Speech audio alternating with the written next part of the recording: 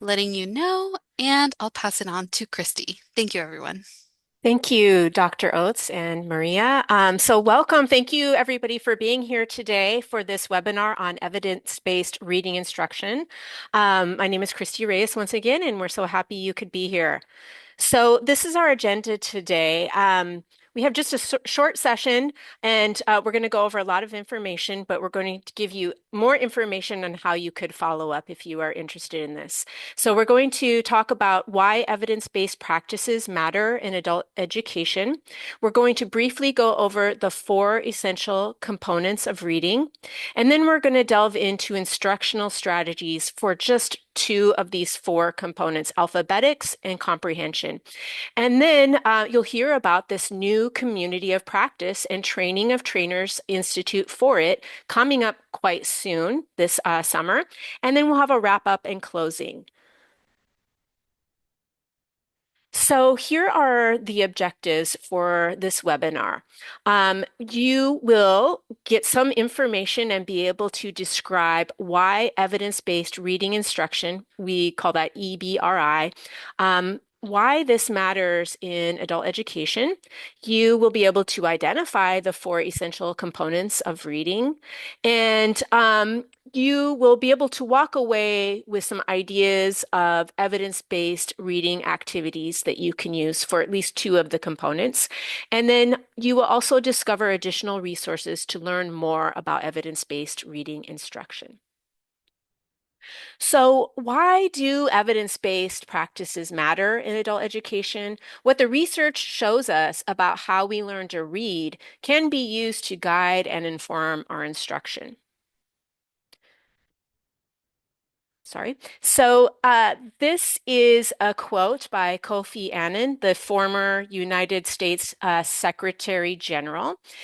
He said, literacy is a key lever of change and a practical tool of empowerment on each of the three main pillars of sustainable development: economic development, social development, and environmental protection. Um, as the foundation of learning throughout life, literacy is at the start of sustainable development. So, literacy is a fundamental skill that enables our adults to live productive lives, participate in the workforce, make informed health decisions, support their children's education, and engage with their community and government. It's essential for economic opportunity, system navigation, civic engagement, and social inclusion. So that's probably why you're here today. So as I read through what research shows, please feel free to comment in the chat anything that resonates with you or anything that surprises you. Research shows that adults with limited literacy skills are more likely to experience lower employment rates, reduced earnings, and difficulty navigating various systems. Adults with stronger literacy skills are better positioned to access post-secondary education and engage in democratic life. Reading is connected to intergenerational change. Children with parents who have low literacy are 72% more likely to have reading difficulties. And parents' education level is the primary predictor of childhood poverty. So I imagine there's not a lot surprising to you here, but please do share in the chat if anything surprises you or if anything resonates with you. So, what percentage of US adults do you think read below the sixth grade level? If you have any guess, feel free to share in the chat. According to the 2024 Survey of Adult Skills by the Program for the International Assessment of Adult Competencies, known as PIAC, about 130 million, or get ready,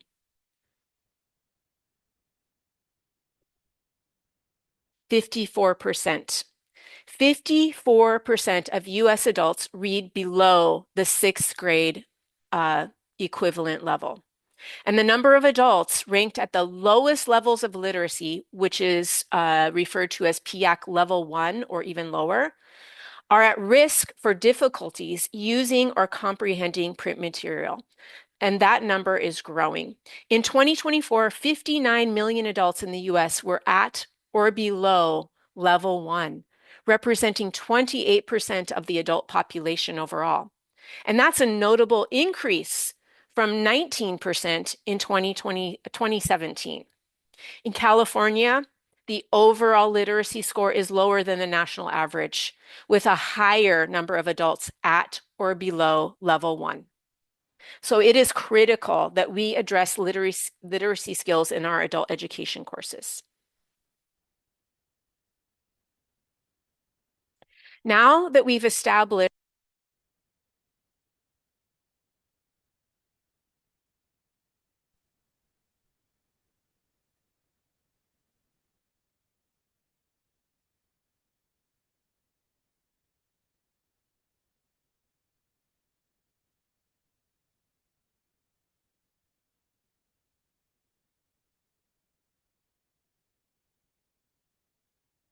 Hey, Kristi, can you pause for a second? I think your audio is out. Let's see. Would you mind muting and unmuting really quickly?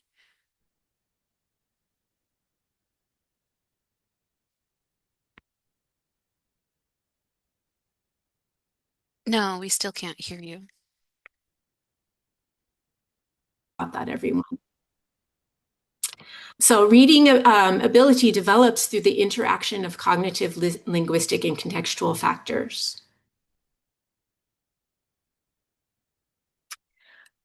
The process relies on connecting visual, auditory, and language regions of the brain.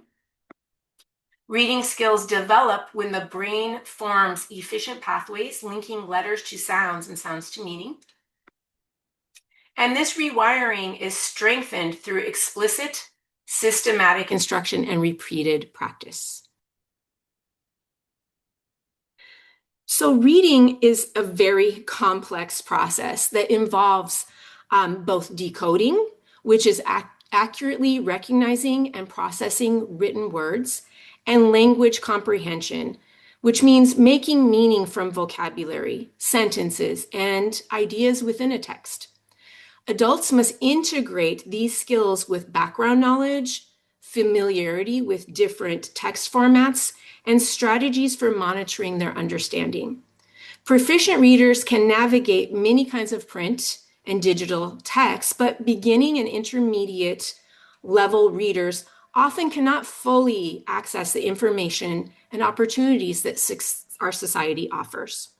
Adults may struggle with reading because of limited schooling, lack of systematic instruction, learning disabilities, or just limited practice.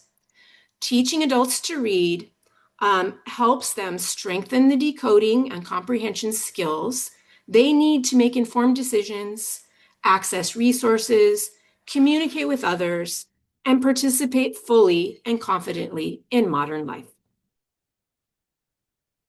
So let's get into the 4 components of reading. So we're going to start off with a brief overview of these 4 essential components: alphabetics, fluency, vocabulary, and comprehension. And we'll explore a little bit the interrelationship of the components as it pertains to reading instruction.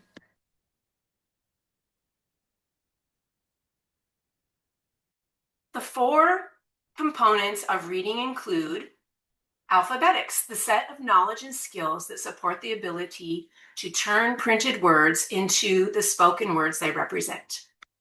Vocabulary, knowledge of the meanings of words and phrases. Fluency, reading connected text with accuracy at the appropriate rate and with expression, also called prosody, as in speaking.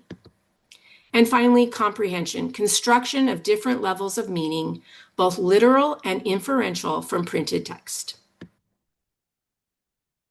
So one important and helpful routine that instructors can use is called gradual release of responsibility. Instruction in a new skill or strategy usually begins with explaining and modeling. So gradual release begins with I do it, the teacher doing a lot of explaining and modeling while students watch. Next comes we do it with shared instruction and learning as everyone works on the skills together. Then comes you do it. And that's when the teacher provides opportunities for guided practice and the students do the work while the teacher observes and provides guidance as needed. Last, there's a shift to you do it alone, where there is independent practice and reflection for the students. Throughout this routine, as learners practice the target skill with increasing independence, the teacher engages in formative assessment, checking in, and provides feedback. At any stage, the teacher may decide to go back to the explanation or group or individual practice, depending on the extent of reteaching or learner practice that is deemed necessary when the instructor is, observing and seeing what's happening through formative assessment. So first, let's look at alphabetics. We're going to go over just a few of the evidence-based ideas for alphabetics and another component, comprehension. But we're going to look at alphabetics first. So look at this word, and as you see this word on the screen, I'd like you to reflect on your own alphabetic strategies. Try this. Try to read aloud the word that you see on the screen. Don't use Google. Don't use a dictionary just yet, but just to yourself, try to tackle how you would read that word aloud. Okay. So, what strategies did you use to try to figure out how to pronounce this word? And what aspects of reading helped you understand or try to understand the possible meaning of this word? If you'd like to share in the chat, please go ahead and do so.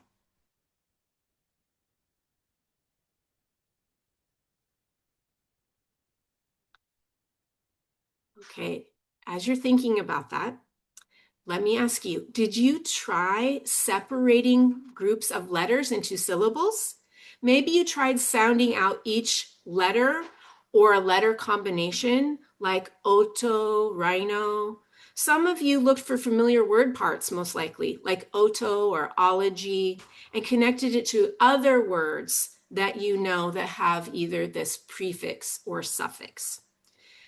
This word means the study of diseases of the ear, nose, and throat, as you maybe have guessed, right? So this term, this long, long word, can be divided into four main components. We have oto, which refers to the ear, and that's a prefix commonly used in medical terminology related to ear anatomy or conditions of the ear, like otitis, inflammation of the ear, or otoplasty, surgical repair of the ear. Rhino, you probably guessed, refers to the nose. So combining this form with other word parts, we come up with rhinoplasty, surgery or repair of the nose. Larynx, maybe some of you have had laryngitis before. Larynx refers to the throat. It's used as in the word laryngitis, an inflammation of the larynx. Ology, it's a suffix meaning the study of something. It's used in many medical specialties, sciences. Cardiology is one example, study of the heart. Neurology, study of the nervous system. So these are examples of the kinds of alphabetics strategies readers use to turn written words into speech. More skilled readers, the more skills they have, the more options they have for figuring out new words. Now, obviously, if you teach beginning level readers, you probably wouldn't introduce a word like this, but you can teach them the strategies for using alphabetics to determine how to say a word. Just like you probably did to figure out the word orno, rhino, laryngology, That's how you pronounce that. Skilled readers use multiple strategies. These include breaking words into syllables, sounding out letter combinations, and, like you did, recognizing familiar prefixes, roots, and patterns.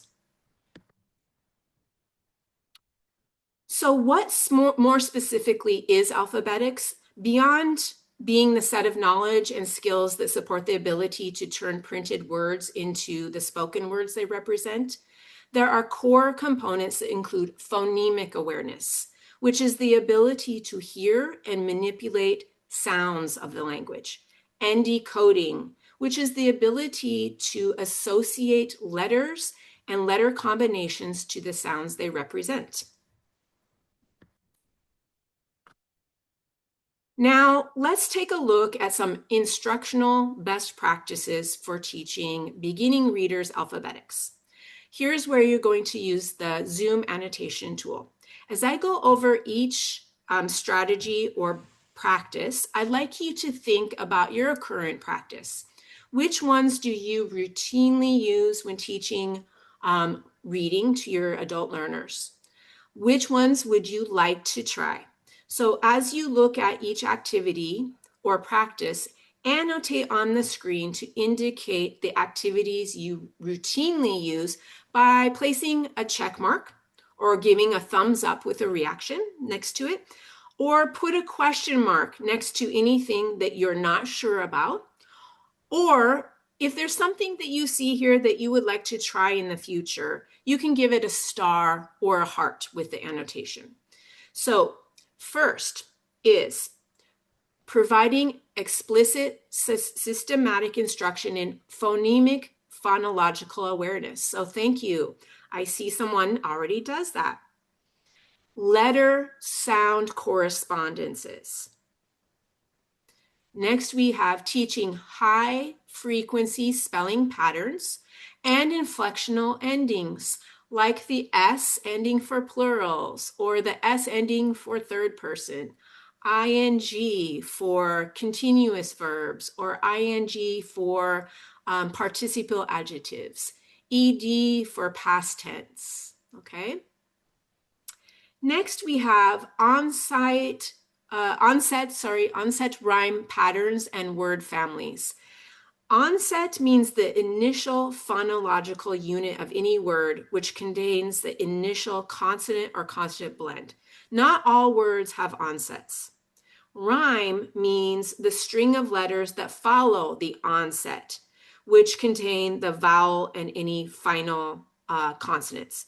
For example, in the word cat, the k, this letter C is the onset, and the at is the rhyme.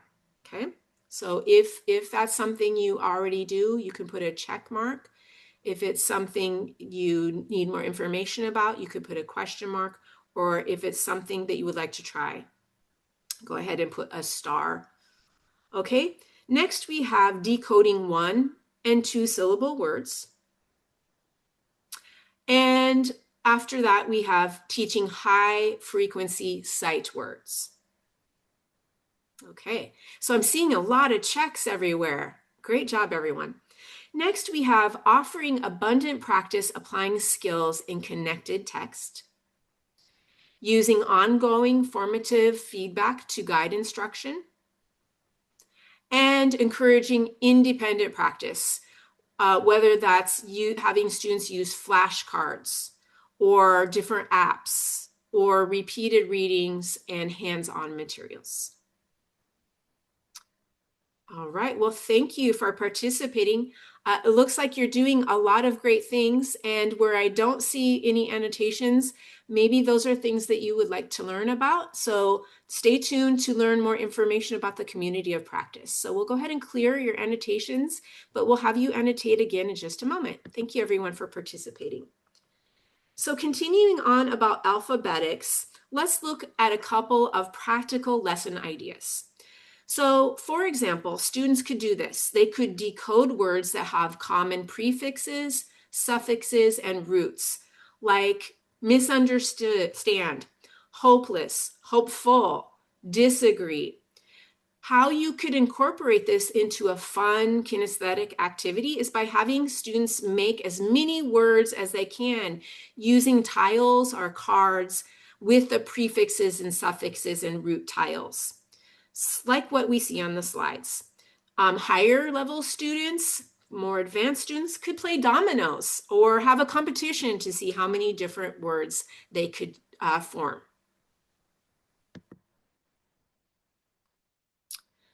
Students can also work on learning about common inflectional endings like the ed for irregular past tense verbs. For example, you could do a dictation exercise like the one you see here with short sentences, or read a short passage and do a sorting exercise for students to find the sound rules for the ed endings. So in this activity, students can learn about the rules for pronouncing the ed on past tense verbs with a voiced ending, as in the word plan, the ending n is voiced, versus voiceless ending sounds, as in the word look, k is a voiceless sound, as well as verbs that have a T or D sound at the ending, and then they can learn and formulate the rules for pronunciation that a word with a T or D ending, like start, started, has that extra syllable in the pronunciation.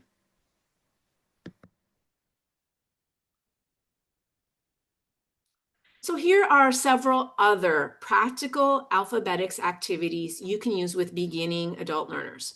As I go over each practice, please use the annotation tool. And I'd like you to think about your current practice. So which ones do you routinely incorporate? Thank you. Someone's already putting a check. Which would you like to try? You can put a star. And which would you don't really know a lot about and you would like more information about, you can put a question mark. Okay, so first we can help learners learn to segment and blend sounds. So for example, we could take a word like map and break it into p. That's segmenting. Then we can have students blend it back together. Map, map. Okay. So segmenting and blending. If you already do that, you can put a check. If that's something you need to learn more about, a question mark, or something you want to try, put a star. Another option is to switch one phoneme or one sound at a time to build new words. So taking map and changing the vowel to mop, then changing the first letter to top, then changing the vowel to tap. We can also make word building more playful by giving learners letter cards and challenging them to create as many real words as possible in 2 minutes, for example.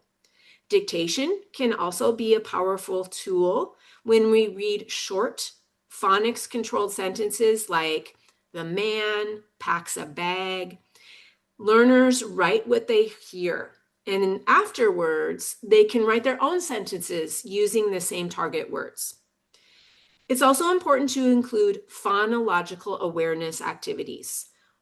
This includes rhyming, counting syllables, or clapping out beats in short poems or in chants.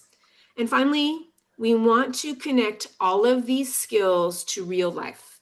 How can we do that? By having students practice with workplace forms, simple instructions, community signs, or other types of everyday reading that they need to be able to do with the patterns that we are teaching. All right, so we see that you're doing some activities already. Thank you. And you would like to try in the future oral and kinesthetic activities. Thank you so much. Yes, kinesthetic can be a great way for students to be moving, clapping out syllables, and helping them connect what they're learning. So thank you so much, everybody. Maria, you can go ahead and clear the annotations once again. And now we're going to go into the second component that we're going to cover today in this short webinar, comprehension. Now you may think that comprehension instruction is mostly for higher level students, because there can be a lot of complex questions that we ask. But many of our English language learners who are often unfamiliar with how English texts are organized and used, and even native English speakers can benefit from instruction that addresses basic comprehension skills to start off with and strategies for understanding their texts.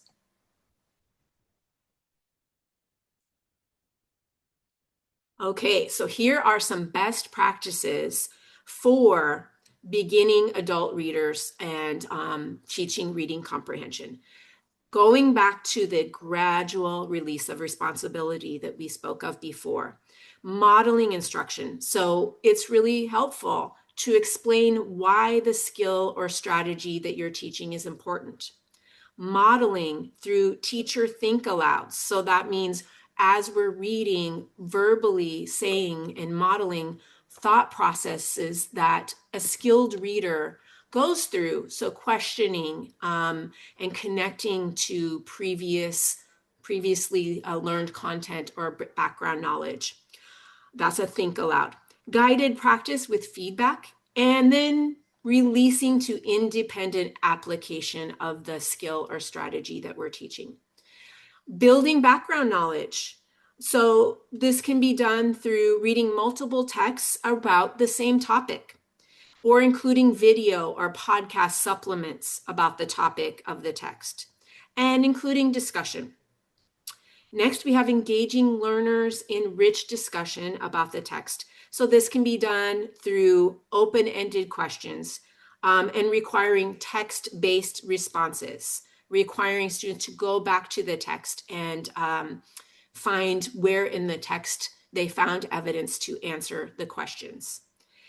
And last, we have fostering independent learning by teaching metacognitive strategies and encouraging extensive reading, which a lot of you said previously, you annotated that you already do. So thank you for that. Here are some strategies for practicing reading comprehension. Again, one more time, I'd like you to think about your current practice. Which of these do you already do? Put a check with the annotation. Which ones would you like to try? Put a star. And any that you're just unsure about, you can put a question mark. Okay? So here are some of those basic strategies. These include pre-reading activities. Predicting, making predictions, gives a good focus for the reading when you return to the predictions that students made. A KWL chart. So if you're unfamiliar with that, KWL charts are columns in which students, before reading, they think about what they already know about the topic. They fill in the column before reading, W, what they want to learn about the topic.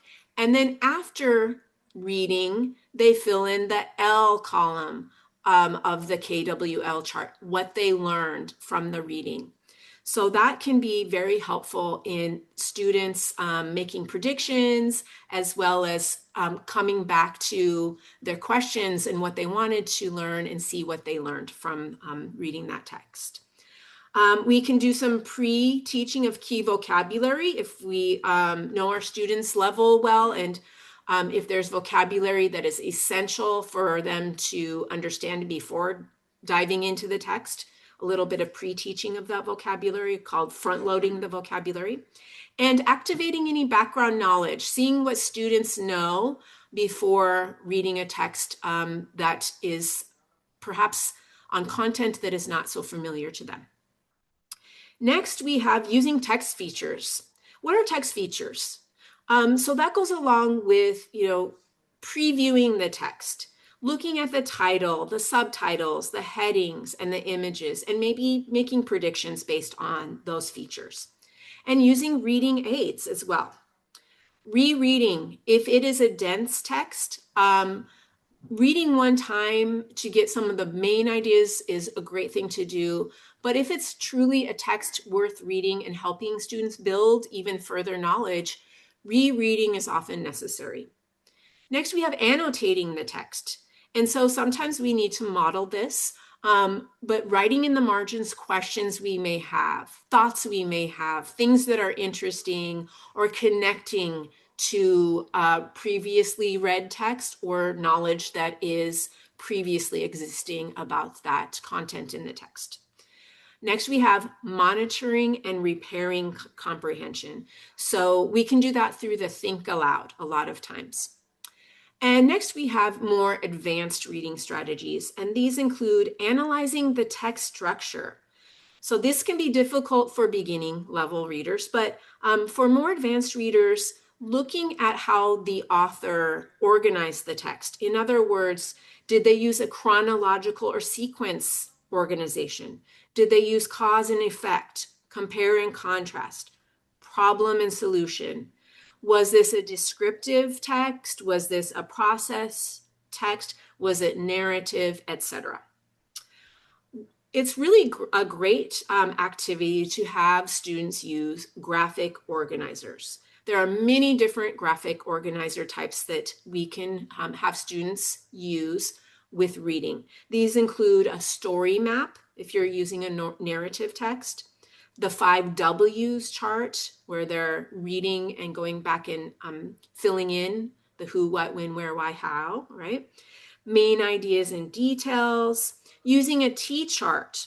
So if you're unfamiliar with a T chart, like the name implies, it looks like a T, and it's used to compare and contrast two topics, maybe list pros and cons, positives and negatives of a topic that was read about.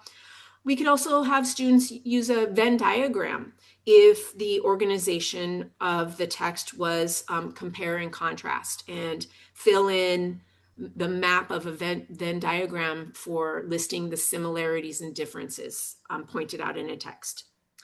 And finally, a really important workplace skill and academic and college and career skill is having students summarize a text, taking a long text and pulling out the salient points and putting it into a sentence or a short paragraph.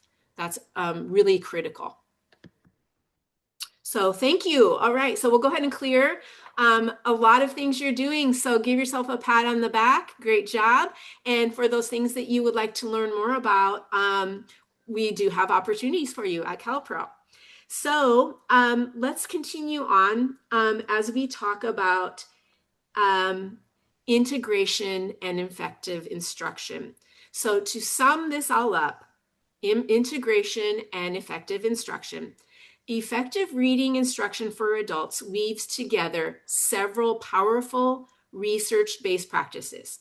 It begins with explicit instruction. That's when we are clearly modeling the skills and thinking processes of a good reader. And we pair that with strategy instruction, teaching our adult learners how, when, and why to use specific tools for comprehension. Learning is supported through scaffolded instruction. That means that teachers gradually release responsibility as learners gain confidence, starting with a lot of modeling. I do, then we do together, to you do, and you do it independently.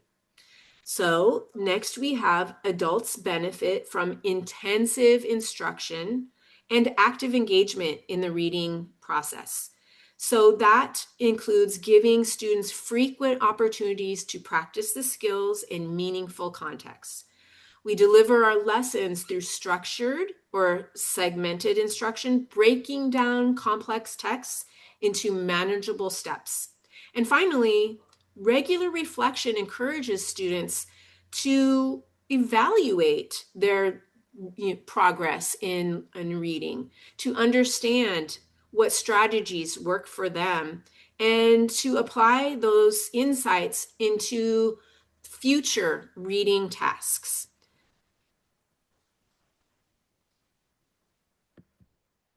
So that was a quick overview of two of the major components of reading instruction and a few of the many strategies that we can use. So before we move on, are there any burning questions or comments? Would anyone like to share something new that you've learned, something you would like to try? Maybe there was an aha moment or anything else that you would like to share. And we'll just pause for a moment for you to share in the chat.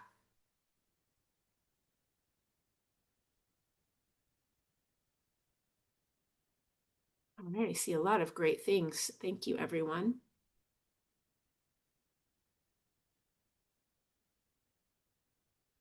And I love this comment that summarizing activities in reading instruction is very helpful for teaching writing. There is that reading writing connection. Exactly. So if you want students to gain a lot of knowledge through our texts, we don't need to stop with just the reading.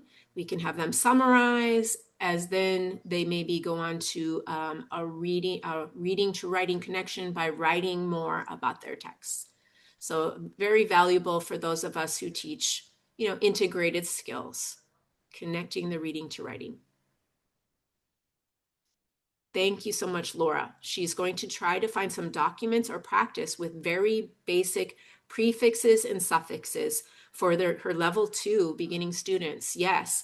And a lot of time, if you do teach, ESL learners, a lot of time you may notice that certain language groups, some of our students who perhaps speak Romance languages, or at least a language with that's similar with many Greek and Latin influences like English has. A lot of times they can transfer that L1 first language knowledge of prefixes and suffixes into their English reading. Exactly. Thank you.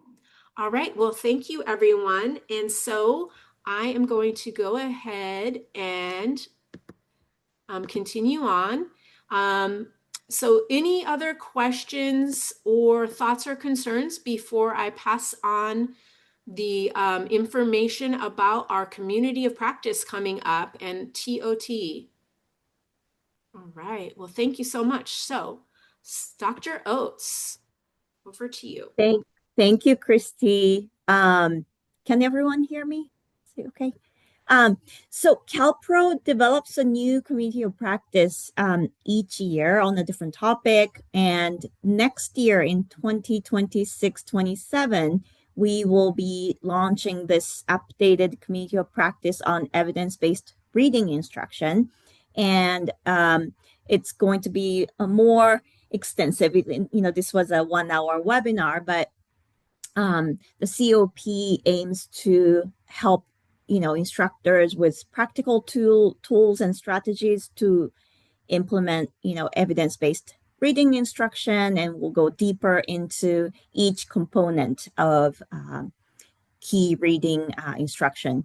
And yeah, please consider hosting this COP at your site if you would like to, dig deeper into this topic with more than 8 participants from your school or consortium. CalPro will send a trained facilitator to your site to do this training with your colleagues. And COPs are typically 6 weeks long with blended learning, and some, you are asked to plan a lesson or activity and, implement it in your class. So it's a more in-depth training or, community of practice, and you learn from your colleagues, you learn with each other.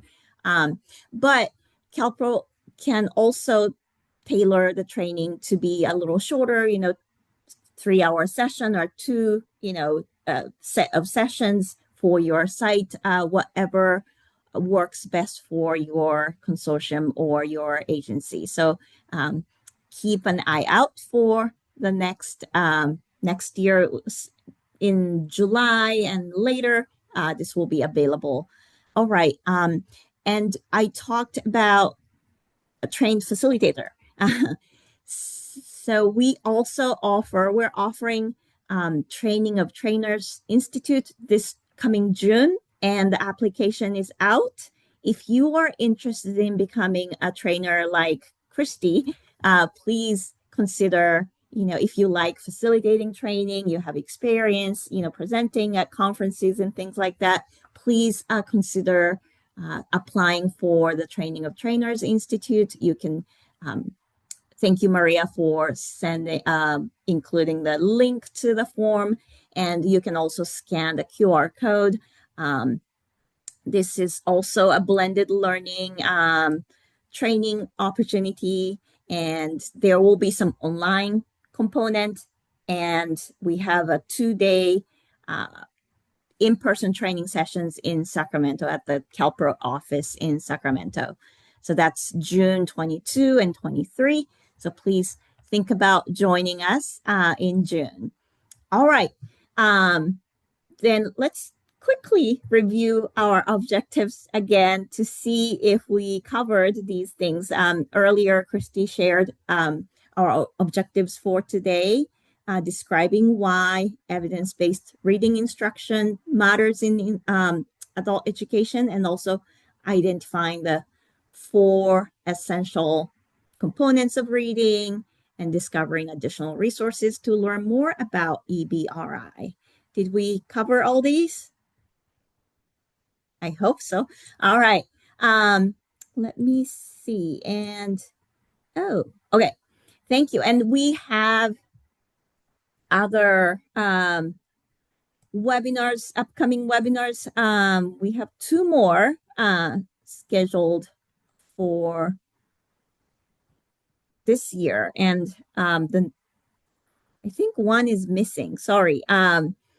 There's one on universal design for learning as well. But if you go to this calproonline.org/webinar page, both webinars are listed. So please, we hope you will join us again for another, webinar from CalPro. Yeah, I think that's it. And do we have the evaluation link? Okay. Oh, this is evaluation. Sorry. I think the QR code will take you to the evaluation form. I'm sorry. Okay. It's a little bit early, but if you have any extra questions, we can stay for a little bit longer to answer any questions. Thank you so much for joining us today. Thank you, Kristi, for your wonderful facilitation, and thank you, Maria, for your support. Thank you, everyone, for participating. We hope to see you in another CalPro training soon. Thank you.